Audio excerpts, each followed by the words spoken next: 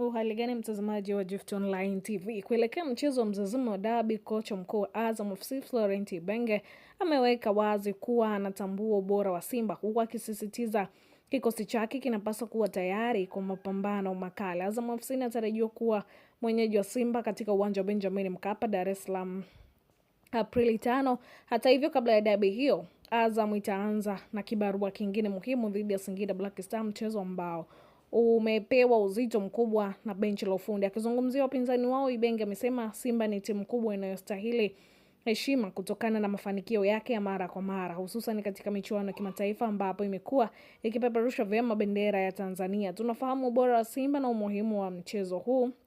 Ni lazima tuwe tayari kwa vita, lakini kwa sasa tunaangalia kwanza mechi ya Singida Black Star. Amesema hayo Ibenge. Kocha huyo amezungumza kuwa baada ya kumalizika kwa mchezo huo, nguvu zote zitaelekezwa kwenye maandalizi ya dabi hiyo, ikiwalenga kuhakikisha wanaingia wakiwa katika kiwango bora ili kupambana na kupata matokeo mazuri. Kwa ujumla, Azam inaonyesha kuchukua tahadhari kubwa kwa kila mchezo, ikijipanga kwa hatua kwa hatua ili kujenga mazingira imara kabla ya kuivaa Simba kwenye mapambano muhimu linalosubiri kwa hamu. Ikumbukwe kuwa katika mchezo huu, mzunguko wa kwanza, Azam FC iliibuka na ushindi wa mabao 2-0 dhidi ya Simba, matokeo yanayoongeza pressure na ushindani kuelekea dabi hiyo.